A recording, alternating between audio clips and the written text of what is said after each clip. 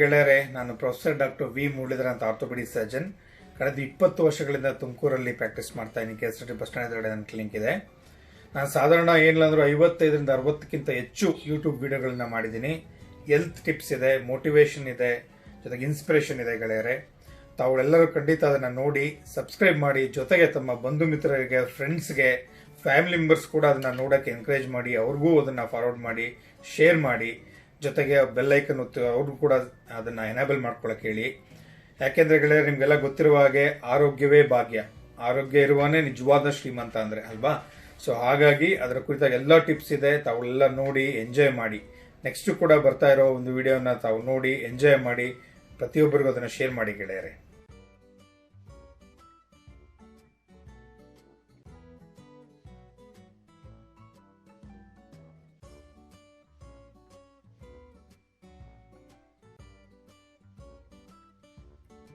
Hello ಗೆಳೆಯರೆ, ನಾನು professor doctor V Muralidhar ಅಂತ ಆರ್ಥೋಪೆಡಿಕ್ ಸರ್ಜನ್ ತುಮಕೂರಿಂದ. ನಾನು ಮೊನ್ನೆ ಅಷ್ಟೇ 25ನೇ ತಾರೀಕು ನನ್ನ ಫಸ್ಟ್ ಡೋಸ್ ಕೊರೋನಾ ವ್ಯಾಕ್ಸಿನೇಷನ್ ತೊಗೊಂಡಿದ್ದೀನಿ. ಯಾವುದೇ ರೀತಿಯ ಕಾಂಪ್ಲಿಕೇಶನ್ಸ್ ಇಲ್ಲ, ಯಾವುದೇ ರೀತಿಯ ಪ್ರಾಬ್ಲಮ್ ಇಲ್ಲ, ಏನು ತೊಂದರೆ ಇಲ್ಲ. ಧೈರ್ಯವಾಗಿ ದಯವಿಟ್ಟು ಎಲ್ಲರೂ ತಗೊಳ್ಳಿ. ಅದು ಫಸ್ಟ್ ಮೆಸೇಜ್ ನಾನು ಕೊಡೋಕ್ಕೆ ಇಷ್ಟಪಡೋದು. ನಾನು ತೊಗೊಂಡಿದ್ದೀನಿ, ನನ್ನ ವೈಫ್ ಡಾಕ್ಟ್ರು ಅವರು ತೊಗೊಂಡ್ರು, ನಮ್ಮ ಸ್ಟಾಫ್ 5-6 ಜನ ತೊಗೊಂಡ್ರು. ಯಾರಿಗೂ ಏನು ತೊಂದರೆ. ನನ್ನ ವೈಫ್ಗೆ ಸ್ವಲ್ಪ ಫ್ಯೂರಿಶ್ ಫೀಲಿಂಗ್ ಇದೆ ಅಂತಂದರು. ಅವ್ರು ಒಂದು ಪ್ಯಾರಾಸಿಟಮಾಲ್ ಮಾತ್ರೆ ತೊಗೊಂಡ್ರು ಅಷ್ಟೇ. ನಮ್ಮ ಇನ್ನೊಬ್ಬರು ಸ್ಟಾಫ್ಗೆ ಸ್ವಲ್ಪ ಏನೋ ಇಲ್ಲಿ ನೋವಾಗ್ತಿದೆ ಅಂತಂದ್ರು ನೆಕ್ಸ್ಟ್ ಡೇ. ಸೊ ತೊಗೊಂಡಿದ್ದ ದಿವಸ ಸೋಮವಾರ ನಾವೆಲ್ಲರೂ ಕೆಲಸ ಮಾಡಿದ್ವಿ. ಸೋಮವಾರ ಗೊತ್ತೈತಲ್ಲ, OPD ರಶ್ ಇತ್ತು ಫುಲ್. ಇಡೀ ದಿವಸ ರಾತ್ರಿ 8-8:30 9 ಗಂಟೆಗೂ ಡೈರೆಕ್ಟ್ ಫುಲ್ ಕಂಟಿನ್ಯೂಸ್ ಕೆಲಸ ಮಾಡಿದ್ವಿ, ಏನು ತೊಂದರೆ ಇಲ್ಲ. ನೆಕ್ಸ್ಟ್ ಡೇ 26th ಅವತ್ತು ಕೂಡ ವರ್ಕಿಂಗ್ ಡೇ, ಅವತ್ತು ರಶ್ ಇತ್ತು, ರಜಾ ಅಂದ್ಬಿಟ್ಟು ಗೌರ್ಮೆಂಟ್ ಹಾಲಿಡೇ, ಅವತ್ತು ಕೂಡ ಫುಲ್ ವರ್ಕ್ ಮಾಡಿದ್ದೀವಿ. ಇವತ್ತು 27th, ಇವತ್ತು ಕೂಡ ವರ್ಕ್ ಮಾಡ್ತಾ ಇದ್ವಿ. ಯಾವುದೇ ರೀತಿಯ ತೊಂದರೆ ಇಲ್ಲ, ಏನೂ ಪ್ರಾಬ್ಲಮ್ ಇಲ್ಲ, ಏನೂ ಎದುರ್ಕೊಳ್ಳೋ ಅವಶ್ಯಕತೆ ಇಲ್ಲ. ಎಲ್ಲ ದೊಡ್ಡ ದೊಡ್ಡ ಡಾಕ್ಟ್ರುಗಳು, ಆ ಕೊರೋನಾ ವೈರಸ್ ಏನಿದಾರಲ್ಲ, ಡಾಕ್ಟರ್ಸು, ಸ್ಟಾಫ್ ನರ್ಸಸ್ಸು, ಆಯಾ ವರ್ಕರ್ಸು, ಆಶಾ ಕಾರ್ಯಕರ್ತರು ಎಲ್ಲರೂ ತೊಗೊಳ್ತಾ ಇದ್ದಾರೆ. ಖಂಡಿತ ಯಾವುದೇ ಭಯ ಇಲ್ಲದೇ ತೊಗೊಳ್ಳಿ.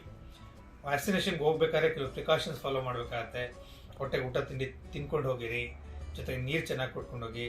ಜೊತೆಗೆ ನಿಮ್ಮ ಡ್ರೆಸ್ ಯಾವ ಥರ ಇರಬೇಕು ಅಂದರೆ, ಗಂಡಸರಾದರೆ ಆಫ್ ಸ್ಲೀವ್ಸ್ ಹಾಕೊಳ್ಳೋದು ಭಾಳ ಒಳ್ಳೇದು. ತೊಗೊಂಡು ಭುಜಕ್ಕೆ ಕೊಡೋದು ನಿಮ್ಗೆ ಗೊತ್ತಿದೆಯಲ್ಲ, ಡೆಲ್ಟಾಯ್ಡ್ ಅಂತ ಕೇಳ್ಕೊಡ್ತಾರೆ, ಇಂಟ್ರಾಮಸ್ಕ್ಯುಲರ್. ಜಸ್ಟ್ ಆಫ್ ಸ್ಲೀವ್ಸಿಗೆ ಕೊಡೋದು ಗೆಳೆಯರೆ. ತಿನ್ನಿಡ್ಲಿರುತ್ತೆ, ನಿಮ್ಗೆ ಗೊತ್ತಾಗಲ್ಲ, ಫೀಲ್ ಆಗಲ್ಲ. ನಿಮ್ಮ ತುಮಕೂರಲ್ಲಂತೂ ಯಾರು ಎದುರದೇ ಬೇಕಿಲ್ಲ. ಯಾಕೆ ಅಂತಂದ್ರೆ ಅದೊಂದು ಸೊಳ್ಳೆ ಕದ್ದಂಗೆ ಆಗುತ್ತೆ ಅಷ್ಟೇ. ಸೊಳ್ಳೆಗಂತ ಯಾರು ಯೋಚನೆ ಮಾಡ್ತಾರೆ, ಒಂದು ಇರ್ಬೇಕಂತಂಗೋ ಸೊಳ್ಳೆ ಕದ್ದಂಗೆ ಆಗುತ್ತೆ ಅಷ್ಟೇ. ಭಯ ಪಡೋ ಅವಶ್ಯಕತೆ ಇಲ್ಲ.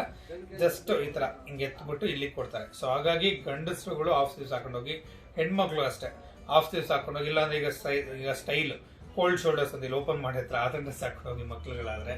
ಜೊತೆ ಲೂಸ್ ಫಿಟ್ ಹೆಂಗಸರುಗಳೆಲ್ಲ ಟೈಟ್ ಬ್ಲೌಸ್ ಹಾಕೊಳ್ಳೋದು, ಇಲ್ಲಿ ತನಕ ಹಾಕೊಳ್ಳೋದು ಕೈ, ಅಥವಾ ಬುರ್ಕ್ ಹಾಕೊಳ್ಳೋದು ಎಲ್ಲ ಹಾಕೊಂಡು ಹೋದ್ರೆ ಹಾಕಕ್ಕೆ ತೆಗಿಯೋಕೆ ಟೈಮ್ ವೇಸ್ಟ್ ಆಯ್ತಲ್ವಾ. ನೀವು ಯೋಚನೆ ಮಾಡಿ, ಒಬ್ಬೊಬ್ರು ಒಂದೊಂದು 30 seconds ವೇಸ್ಟ್ ಮಾಡಿದ್ರು ಕೂಡ 100 ಜನಕ್ಕೆ ಅಂದರೆ 300 seconds ಎಷ್ಟು ಟೈಮ್ ವೇಸ್ಟ್ ಆಯ್ತಲ್ವಾ. ಸೊ ಒಬ್ಬೊಬ್ರು ಒಂದೊಂದು ಮಿನಿಟ್ ಉಳಿಸಿದ್ರು ಎಷ್ಟು ಅನುಕೂಲ ಆಗುತ್ತೆ. ನಮ್ಮ ಭಾರತ ದೇಶದಲ್ಲಿ ಕೋಟ್ಯಾಂತರ ಜನಗಳಿಗೆ ವ್ಯಾಕ್ಸಿನೇಷನ್ ಕೊಡಬೇಕಾಗಿದೆ. ಸೊ ಹಂಗಾಗಿ ಈ ಸ್ಮಾಲ್ ಪ್ರಿಕಾಷನ್ಸ್ನ ಫಾಲೋ ಮಾಡಿ. ಜೊತೆಗೆ ಹೋಗುವಾಗ ನಿಮ್ಮ ಮೊಬೈಲ್ ಕಂಪಲ್ಸರಿ ತೊಗೊಂಡಿರೋ ಮೆಸೇಜ್ ಬಂದಿರುತ್ತೆ, ಅದನ್ನು ನೀವು ಅಲ್ಲಿ ತೋರಿಸ್ಬೇಕಾಗತ್ತೆ. ಜೊತೆಗೆ ID ಪ್ರೂಫ್, ಆಧಾರ್, ವೋಟರ್ IDನೋ ಅಥವಾ ನಿಮ್ಮ ಯಾವುದು ನಿಮ್ಮ ಅದಕ್ಕೆ ಕೊಟ್ಟಿರ್ತೀರೋ ಅದನ್ನು. ಕೆಲವರು ಡ್ರೈವಿಂಗ್ ಲೈಸೆನ್ಸ್ ಕೊಟ್ಟಿರ್ತಾರೆ. ಸೊ ID ತೊಗೊಂಡೋದ್ರೆ ಇನ್ನೂ ಭಾಳ ಒಳ್ಳೇದು. ಯಾಕೆಂದರೆ ಮೆಸೇಜ್ ಬರುತ್ತೆ, ಅದನ್ನು ಚೆಕ್ ಮಾಡ್ತಾರೆ. ಲಿಸ್ಟ್ ಇರುತ್ತೆ, ಆಲ್ರೆಡಿ ಪ್ರಿಪೇರ್ಡ್ ಲಿಸ್ಟ್ ಇರುತ್ತೆ, ಅದರ ಪ್ರಕಾರ ನೋಡಿ ಕೊಡ್ತಾ ಇದ್ದಾರೆ. ಸೊ ಹಂಗಾಗಿ ಅವನ್ನೆಲ್ಲ ಖಂಡಿತ ತೊಗೊಂಡೋಗಿ. ಜೊತೆಗೆ ನೀವು ಅಲ್ಲಿಗೆ ಹೋದ ನಂತರ ಅಲ್ಲೂ ಕೂಡ ಸೋಷಿಯಲ್ ಡಿಸ್ಟೆನ್ಸ್ಗೆಲ್ಲ ಮೇಂಟೈನ್ ಮಾಡಬೇಕು. ಚಿಕ್ಕ ಇಂಜೆಕ್ಷನ್ ಹೇಳ್ದಂಗೆ ಏನೂ ಭಯ ಪಡೋ ಅವಶ್ಯಕತೆ ಇಲ್ಲ. ಅರ್ಥ ಆಯ್ತು ಹೇಳಿದ್ದು ನಿಮಗೆ, ಒಂದು ಸೊಳ್ಳೆ ಕಚ್ಚಿದಾಗ ಅಷ್ಟೇ ಆಗೋದೊಂದು. ಸೊ ಹಂಗಾಗಿ ಏನೂ ಹೆದರ್ಕೊಳ್ಳೋ ಅವಶ್ಯಕತೆ ಇಲ್ಲ. ಆರಾಮಾಗಿ ಇಂಜೆಕ್ಷನ್ ತೊಗೊಳ್ಳೋದು ಆದ ನಂತರ ಒಂದು 15ರಿಂದ 30 ನಿಮಿಷ ಅಲ್ಲೇ ವೆಯ್ಟ್ ಮಾಡಬೇಕಾಗತ್ತೆ. ಇನ್ನು ಸಪೋಸ್ ಏನಾದ್ರು ರಿಯಾಕ್ಷನ್ಸ್ ಆದರೆ, ಅಲರ್ಜಿಕ್ ರಿಯಾಕ್ಷನ್ಸ್ ಅಂತೆಲ್ಲ ಹೇಳ್ತೀವಿ, ಆ ಥರ ಏನಾದರೆ ಅದನ್ನು ವಾಚ್ ಮಾಡಿ ತಕ್ಷಣ ಅದಕ್ಕೆ ಬೇಕಾದಂಥ ಟ್ರೀಟ್ಮೆಂಟ್ ಕೊಡೋಕ್ಕೆಲ್ಲ ಅಲ್ಲೇ ವ್ಯವಸ್ಥೆ ಮಾಡ್ಕೊಂಡಿರ್ತಾರೆ, ಅದನ್ನು ಕೊಡಬೇಕಾಗತ್ತೆ. ಸೊ ಹಾಗಾಗಿ ಒಂದು 15ರಿಂದ 30 ನಿಮಿಷ ಅಲ್ಲೇ ವೆಯ್ಟ್ ಮಾಡಬೇಕಾಗತ್ತೆ ಅಷ್ಟೇ ಗೆಳೆಯರೆ. ನಾವೆಲ್ಲ ತೊಗೊಂಡಿದ್ದೀವಿ, ಏನೂ ತೊಂದರೆ ಇಲ್ಲ. ಥ್ರೂಔಟ್ ಇಂಡಿಯಾ ಎಲ್ಲ, ಈವನ್ ಬೇರೆ ದೇಶಗಳಲ್ಲೂ ಕೂಡ ಎಲ್ಲ ಕೊರೋನಾ ವಾರಿಯರ್ಸ್ ಫಸ್ಟ್ ಪ್ರಿಫರೆನ್ಸ್ ಕೊಟ್ಟು ಗೌರ್ಮೆಂಟ್ ಆಫ್ ಇಂಡಿಯಾ ಕೊಡ್ತಾ ಇದೆ. We are very very grateful to government of India, all the doctors, all the corona warriors. ಗೊತ್ತಾಯ್ತಲ್ಲ. So we are really very grateful to government of India. Modiji ಅವ್ರಿಗೆ ನಿಜವಾಗ್ಲೂ ಅನಂತ ಧನ್ಯವಾದಗಳು. Corona ವಾರಿಯರ್ಸ್ಗೆ recognise ಮಾಡಿ ಅವ್ರಿಗೆ first ಫ್ರೀಯಾಗಿ vaccination ಕೊಡ್ತಾ ಇದ್ದಾರೆ. ಭಾಳ ಒಳ್ಳೆ ಕೆಲಸ. ನಮ್ಮ ಭಾರತ ದೇಶ ನಿಜವಾಗ್ಲೂ ಮುಂಚೂಣಿಯಲ್ಲಿ ನಿಂತಿದೆ. ಬರೀ ನಮ್ಮ ದೇಶದಲ್ಲ, ಪಕ್ಕದ ಬಾಂಗ್ಲಾದೇಶಕ್ಕೆ, ನೇಪಾಳ ಅವ್ರಿಗೆಲ್ಲ ಭಾರತ ಸರ್ಕಾರ ಫ್ರೀಯಾಗಿ ಕೊಡ್ತಾ ಇದೆ vaccination. Hats off to such a huge helping nature of government of India. So ಆ ಒಂದು ವ್ಯಾಕ್ಸಿನೇಷನ್ನ ನಾವು ಖಂಡಿತ ತಗೊಳ್ಳೋಣ. ಯಾವುದೇ ಭಯ ಆಗಲಿ, ದುಗುಡ ದುಮ್ಮಾನಗಳಾಗಲಿ, ಆಂಗ್ಸೈಟಿ ಆಗಲಿ, ಫಿಯರ್ ಆಗಲಿ ಇಟ್ಕೊಳ್ಳೋ ಅವಶ್ಯಕತೆ ಇಲ್ಲ. ಯಾಕೆಂದರೆ ನಿಮ್ಗೆ ವ್ಯಾಕ್ಸಿನೇಷನ್ ನೀವೆಲ್ಲ ತೊಗೊಂಡಿದ್ರೆ ಗೆಳೆಯರೆ, ಚಿಕ್ಕವರಿದ್ದಾಗ ನೀವು ನಿಮ್ಮ ಮಕ್ಕಳಿಗೆ ನಿಮ್ಮ ಮೊಮ್ಮಕ್ಕಳಿಗೆಲ್ಲ ಕೊಡಿಸಿದ್ರೆ ವ್ಯಾಕ್ಸಿನೇಷನ್ ಅಲ್ವಾ. ನೀವು DPT ವ್ಯಾಕ್ಸಿನೇಷನ್ಸ್ ಕೊಡಿಸಿದ್ರ, MMR ವ್ಯಾಕ್ಸಿನೇಷನ್ ಕೊಡಿಸಿದ್ರ, ಪೋಲಿಯೋ ಡ್ರಾಪ್ಸು ವರ್ಷಕ್ಕೆ 2 ಸಲ ಡಿಸೆಂಬರ್ಲಿ ಪೋಲಿಯೋ ಡ್ರಾಪ್ಸು ಅದನ್ನು ವ್ಯಾಕ್ಸಿನೇಷನ್ನೇ, ಅದು ಎಲ್ಲ ತೊಗೊಂಡಿದ್ದಾರೆ. ಯಾರಿಗೇನು ತೊಂದರೆ ಆಗಿದೆ? ಏನೂ ತೊಂದರೆ ಆಗಿಲ್ಲ ಅಲ್ವಾ. ಹಂಗಾಗಿ ಪೋಲಿಯೋ ನಿರ್ಮೂಲನೆ ಆಗಿ ಬಂದ್ಬಿಟ್ಟಿದೆ. ಯಾರು ಪೋಲಿಯೋ ಪೇಷಂಟ್ಸ್ನೇ ನೋಡ್ತಾ ಇಲ್ಲ ನಾವು. ಅಷ್ಟು ಕ್ಲೀನಾಗಿ ವ್ಯಾಕ್ಸಿನೇಷನ್ ತೊಗೊಳ್ಳೋದ್ರಿಂದ ಒಂದು ಕಾಯಿಲೆನೇ ಕೂಡ ಬುಡ ಸಮೇತ ಕಿತ್ತಾಕೊಂಡು ನಿರ್ಮೂಲನೆ ಮಾಡ್ಬೋದು. ಅದೇ ರೀತಿ ಕೊರೋನಾ ಕೂಡ ನಾವು ಕಂಟ್ರೋಲ್ ಮಾಡಬೇಕಾಗತ್ತೆ ಗೆಳೆಯರೆ. ಸೊ ಹಂಗಾಗಿ ಹರ್ಡ್ ಇಮ್ಯುನಿಟಿ ಬಿಲ್ಡಪ್ ಮಾಡಬೇಕು. ಹರ್ಡ್ ಇಮ್ಯುನಿಟಿ ಅಂದರೆ ಇನ್ನೇನು ದೊಡ್ಡ ವಿಷಯ ಅಲ್ಲ. ಈ ಸಪೋಸ್ ಒಂದು 10 ಜನ ಇದ್ದಾರೆ ಅನ್ಕೊಳ್ಳಿ, 10 ಜನದಲ್ಲಿ ಒಂದು 8 ಜನಕ್ಕೆ ಕೊರೋನಾ ವೈರಸ್ ಬಗ್ಗೆ ನಮಗೆ ರೋಗದ ಶಕ್ತಿ ಡೆವಲಪ್ ಆಗಿದೆ, ಅದನ್ನ ನಮ್ಗೇನೂ ಮಾಡಲ್ಲ ಅಂತಾರೆ. ಇನ್ನೂ ಮಿಕ್ಕಿದ 9 ಜನ ಸೇಫ್ ಅದರಿಂದ. ಅದನ್ನ ಹರ್ಡ್ ಇಮ್ಯುನಿಟಿ. ಅವಾಗ ಸ್ಪ್ರೆಡ್ ಆಗುವಂಥದ್ದು ಅವಾಯ್ಡ್ ಆಗುತ್ತೆ, ಕಾಯಿಲೆ ಜಾಸ್ತಿ ಆಗಲ್ಲ, ಖಂಡಿತವಾಗ್ಲೂ ಕೊರೋನಾ ಅಂತ ಕಂಟ್ರೋಲಿಗೆ ಬರುತ್ತೆ.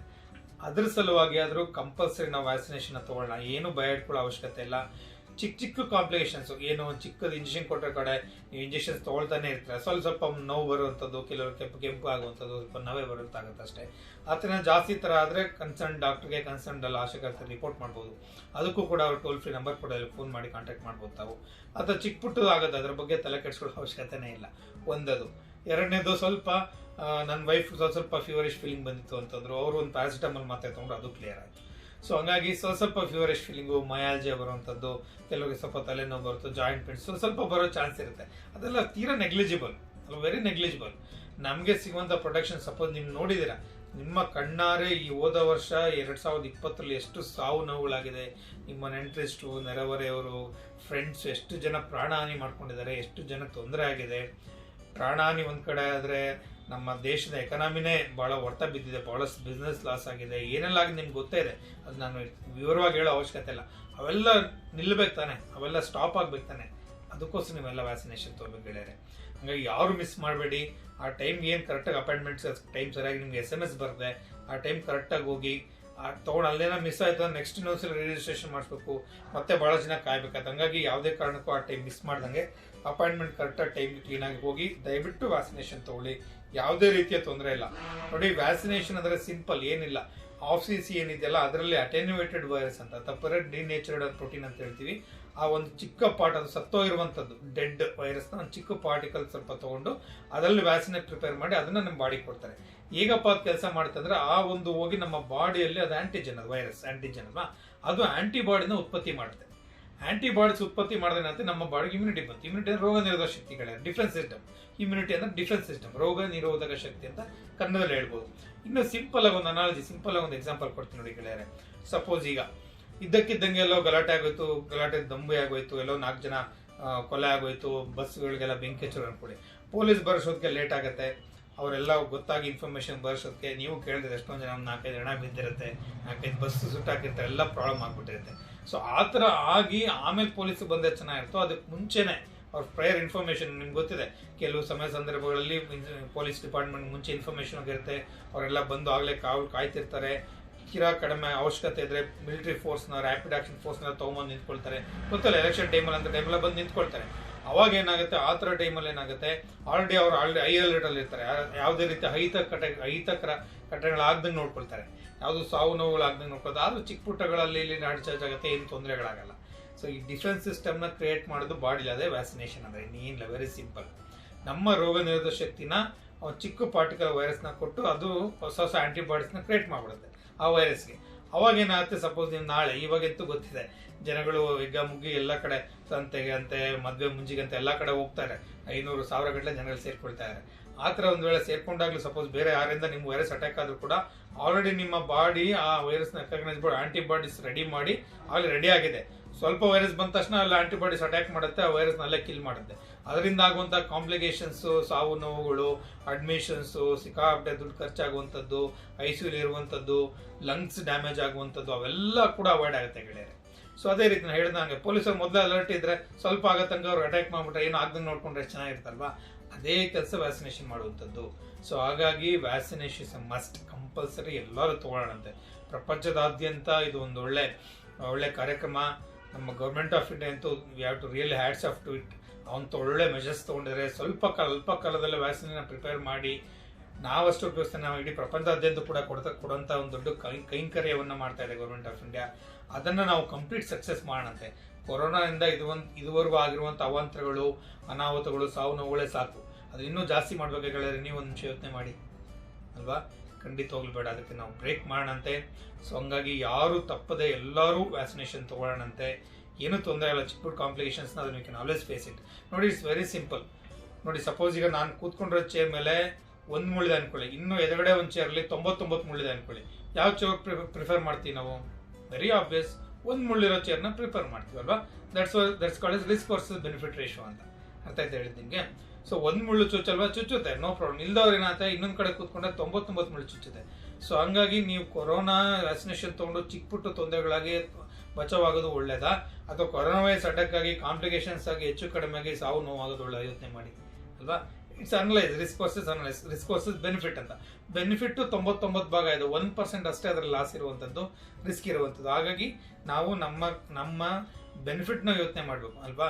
ನನಗೆ ಮೊನ್ನೆ ಒಬ್ರು ಪೇಷಂಟ್, ಸರ್ ನಾನು ಒಬ್ಬನೇ ನಮ್ಮ ಮನೇಲಿ ದುಡಿಯುವಂಥ ವ್ಯಕ್ತಿ ಇರುವಂಥದ್ದು, ಸಪೋಸ್ ವ್ಯಾಕ್ಸಿನೇಷನ್ ತೊಗೊಂಡು ಏನು ಹೆಚ್ಚು ಕಡಿಮೆ ಆಗ್ಬಿಟ್ರೆ ನಮ್ಮ ಮನೇಲಿ ಮಕ್ಕಳು ಯಾರು ನೋಡ್ಕೊಳ್ತಾರೆ, ಹೆಂಡ್ತಿನ ಯಾರು ನೋಡ್ಕೊಳ್ತಾರೆ, ಅಪ್ಪ ಅಮ್ಮನ ಯಾರು ನೋಡ್ಕೊಳ್ತಾರೆ ಸರ್ ಅಂತ. ನಾನು ಅವ್ರಿಗೆ ಉಲ್ಟಾ ಪ್ರಶ್ನೆ ಇದೆ, ಆಯ್ತಪ್ಪ ನೀನು ತೊಗೋಬೇಡ ವ್ಯಾಕ್ಸಿನೇಷನು. ಸಪೋಸ್ ನೀನೆಲ್ಲ ಕಡೆ ಹೋಗ್ತಾ ಇದೆಯಾ, ವರ್ಕಿಂಗ್ ಹೋಗ್ತೀಯಾ, ಮನೆಗೆ ಸಾಮಾನು ತರಕ್ಕೆ ಹೋಗ್ತೀಯಾ, ತರಕಾರಿ ತರಕ್ಕೆ ಹೋಗ್ತೀಯಾ, ಹೋಗ್ಲೇಬೇಕು.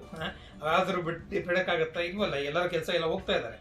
ಅಲ್ಲೆಲ್ಲ ಹೋದಾಗ ಯಾರಿಗಾರು ಬೈ ಚಾನ್ಸ್ ಅಲ್ಲಿಂದ ನಿಮ್ಗೆ ವೈರಸ್ ಅಟ್ಯಾಕ್ ಆಗಿ ನಿಮ್ಗೆ ಹೆಚ್ಚು ಕಡಿಮೆ ನಿಮ್ಮ ಪ್ರಾಣ ಏನಾದ್ರು ಏನು ಮಾಡ್ತೀರಾ? ಏನು ಮಾಡೋಕ್ಕಾಗತ್ತೆ ಅಲ್ವಾ. ಸೊ ಈ ವ್ಯಾಕ್ಸಿನೇಷನ್ ತೊಗೊಂಡು ಆ ಥರದ್ದು ಏನು ಮೇಜರ್ ಆಗಲ್ಲ. ನಿಮ್ಗೆ ಇಮ್ಯುನಿಟಿ ಕ್ರಿಯೇಟ್ ಆದರೆ ಅವಾಗ ಏನಾಗುತ್ತೆ, ನೀವು ಹೊರಗಡೆ ಹೋಗ್ತೀರಾ, ನಿಮಗೂ ವೈರಸ್ ಅಟ್ಯಾಕ್ ಆಗಲ್ಲ. ನಿಮ್ಮಿಂದ ನೀವು ಮನೆಗೆ ಹೋದಾಗ ನಿಮ್ಮಲ್ಲಿರುವಂಥ ವೃದ್ಧ ತಂದೆ ತಾಯಿಗಳಿಗೆ ಆಗಲಿ, ಅಥವಾ ಚಿಕ್ಕ ಮಕ್ಕಳಿಗೆ ಆಗಲಿ, ಅಥವಾ ಈ ಪಕ್ಕದಲ್ಲಿ ನಿಮ್ಮ ಹೋರಾಟ ಇರೋ ನಿಮ್ಮ ವಟಾರದಲ್ಲಿರುವಂಥ ಮಂದಿಗೆ ಆಗಲಿ, ಸುತ್ತಮುತ್ತ ಜನಗಳಿಗೆ ಯಾರಿಗೂ ತೊಂದರೆ ಆಗಲ್ಲ ಅಲ್ವಾ. ಸೊ ನೀವು ನಿಮ್ಮದೊಂದೇ ಯೋಚನೆ ಮಾಡ್ಬೋದು, ನಿಮ್ಮ ಸಂಸಾರದಲ್ಲಿ, ನಿಮ್ಮ ಜನಗಳಲ್ಲಿ, ನಿಮ್ಮ ಸಮಾಜಕ್ಕೂ ಕೂಡ ನಿಮ್ಮಿಂದ ತೊಂದರೆ ಆಗದಂತೆ ನೋಡ್ಕೊಳ್ಬೇಕು. ಹರ್ಡ್ ಇಮ್ಯುನಿಟಿ ಚೆನ್ನಾಗಿ ಬಿಲ್ಡಪ್ ಆಯ್ತು ಅಂದರೆ ಅದು ಸ್ಪ್ರೆಡ್ ಆಗಲ್ಲ, ವೈರಸ್ ಒಬ್ಬರಿಂದ ಒಬ್ಬರು ಸ್ಪ್ರೆಡ್ ಆಗಲ್ಲ, ಜಾಸ್ತಿನ ಅದು ಇರೋದು ಇಲ್ಲ. ಸೊ ಹಾಗಾಗಿ ಏನಾಗುತ್ತೆ, ಹರ್ಡ್ ಇಮ್ಯುನಿಟಿ ಕ್ರಿಯೇಟ್ ಆಗೋದಕ್ಕೆ ಪ್ರತಿಯೊಬ್ಬರು ನಾವು ಕಂಪಲ್ಸರಿ ವ್ಯಾಕ್ಸಿನೇಷನ್ ತೊಗೊಳ್ಳೇಬೇಕು. ಕೆಲವರೆಲ್ಲ ನಾನು ಫೋನ್ ಮಾಡಿ ಕೇಳಿದ್ರು, ಸರ್ ನಿಮ್ಗೆ ಎಷ್ಟು ಚಾರ್ಜ್ ಆಯಿತು ವ್ಯಾಕ್ಸಿನೇಷನ್ಗೆ ಅಂತ. ನಮಗೆಲ್ಲ ನಾನು ಆಗಲೇ ಹೇಳ್ದಂಗೆ ಗೌರ್ಮೆಂಟ್ ಇಂಡಿಯಾ ಫ್ರೀಯಾಗಿ ಕೊಟ್ಟಿದೆ. ನೆಕ್ಸ್ಟ್ ಬರುವಾಗ ನಾಗರಿಕರಿಗೆ ಏನು ಮಾಡುತ್ತೆ ಅನ್ನೋದೆಲ್ಲ ಬಹುಶಃ ನ್ಯೂಸ್ ಪೇಪರ್ಲಿ ಅದೆಲ್ಲ ಅನೌನ್ಸ್ ಆಗುತ್ತೆ. ನಾನು ಜಸ್ಟ್ ಇನ್ನೂ ಕೆಲವ್ರಿಗೆ ನನಗೆ ಫೋನ್ ಮಾಡಿ ಕೇಳಿದ್ರು, ಸರ್ ಈಗ ನಿಮ್ಗೇನು ಭಯ ಇಲ್ವಾ ವ್ಯಾಕ್ಸಿನೇಷನ್ ತೊಗೊಂಬಿಟ್ರಲ್ಲ, ಇನ್ನೇನು ಭಯ ಇಲ್ವಾ, ಮಾಸ್ಕ್ ಹಾಕೊಳ್ಳೋದು ಬೇಡವಾ ಅಂತ. ಇಲ್ಲ, ಖಂಡಿತ ನೋಡಿ ಕಂಪಲ್ಸರಿ ನಾವು ಏನು ಪ್ರಿಕಾಷನ್ಸ್ ತೊಗೊಳ್ತಿದ್ವಲ್ಲ, ಮಾಸ್ಕ್ ಹಾಕೊಳ್ಳುವಂಥದ್ದು, ಕೈ ನಾವು ಚೆನ್ನಾಗಿ ತೊಳ್ಕೊಳ್ಳುವಂಥದ್ದು, ಸೋಷಿಯಲ್ ಡಿಸ್ಟೆನ್ಸ್ ಮೇಂಟೈನ್ ಮಾಡೋದೆಲ್ಲ ಕಂಪಲ್ಸರಿ ಮೇಂಟೈನ್ ಮಾಡಲೇಬೇಕು.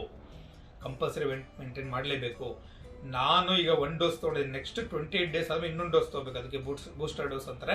ಇನ್ನೊಂದು ಡೋಸ್ ತೊಗೋಬೇಕು. ತೊಗೊಂಡ ನಂತರ ಒಂದು 2 ವೀಕ್ಸ್ ಆದಮೇಲೆ ಸಾಧಾರಣ ನನಗೆ ಫುಲ್ ಇಮ್ಯುನಿಟಿ ಡೆವಲಪ್ ಆಗೋದು. ಅರ್ಥ ಆಯ್ತಲ್ಲ. ಇಮ್ಯುನಿಟಿ ಡೆವಲಪ್ ಆದಮೇಲೂ ಕೂಡ ಈ ಪ್ರಿಕಾಷನ್ಸ್ನ ಅಲ್ಲಗಳೆಯುವಂಥದ್ದಿಲ್ಲ. ಉಡಾಫೆ ಇಲ್ಲ, ನಾನು ವ್ಯಾಕ್ಸಿನೇಷನ್ ತೊಗೊಂಡಿದ್ದೀನಿ, ತುಂಬ ಸೇಫು, ಇಲ್ಲ ತೊಗೊಂಡಿದ್ರು ಕೂಡ ಮತ್ತೆ ಇವೆಲ್ಲ ಪ್ರಿಕಾಷನ್ಸ್ನ ಕಂಪಲ್ಸರಿ ಫಾಲೋ ಮಾಡಬೇಕಾಗತ್ತೆ. ಒಂದು.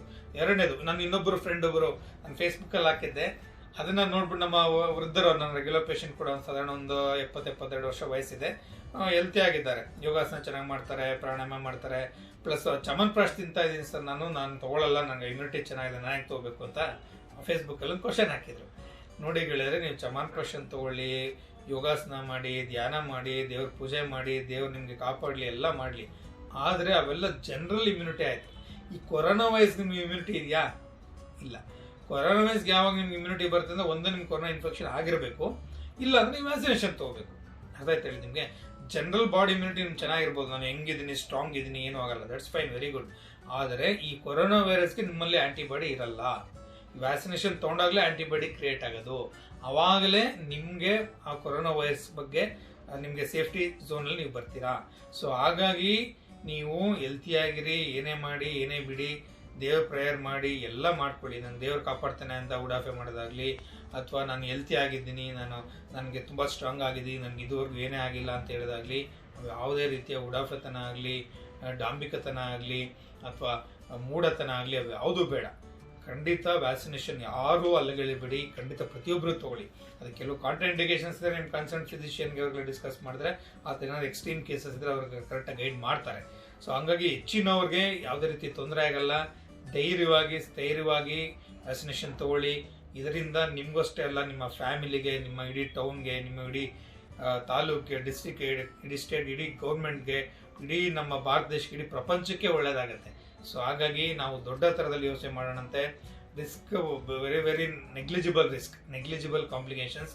ಹಾಗೆ ಏನೂ ಭಯಪಡೋ ಅವಶ್ಯಕತೆ ಇಲ್ಲ, ನೋವಾಗಲ್ಲ, ಆದರೂ ಚಿಕ್ಕ ಪುಟ್ಟ ತೊಂದರೆಗಳಾಗುತ್ತೆ. ಹಾಗಾಗಿ ಏನೂ ಭಯ ಪಡೋ ಅವಶ್ಯಕತೆ ಇಲ್ಲ. ಎಲ್ಲರೂ ಸಕ್ಸಸ್ಫುಲ್ ಆಗಿ ವ್ಯಾಕ್ಸಿನೇಷನ್ ತೊಗೊಳ್ಳೋಣ. ಈ ಒಂದು ಗೌರ್ಮೆಂಟ್ ಆಫ್ ಇಂಡಿಯಾದ ಏನೊಂದು ಮಾಡಿದೆ ಅದಕ್ಕೆಲ್ಲರೂ ನಾವು ಕೈ ಜೋಡಿಸೋಣ. ಎಲ್ಲರೂ ಕೊರೋನಾ ವೈರಸ್ನ ಫೈಟ್ ಮಾಡಿ ಅದನ್ನು ನಿರ್ಮೂಲನೆ ಮಾಡುವಲ್ಲಿ ನಾವೆಲ್ಲರೂ ನಮ್ಮ ಕೈಲಾಗುವಂಥ ಸಹಾಯ ಇದೆ. ವ್ಯಾಕ್ಸಿನೇಷನ್ ತೊಗೊಂಡ್ರೆ ದೊಡ್ಡ ಸಹಾಯ ಮಾಡುವಂಥದ್ದು. ಸೊ ಹಾಗಾಗಿ ಖಂಡಿತ ಎಲ್ಲರೂ ವ್ಯಾಕ್ಸಿನೇಷನ್ ತೊಗೊಳಂಗಿಲ್ಲ. All the best.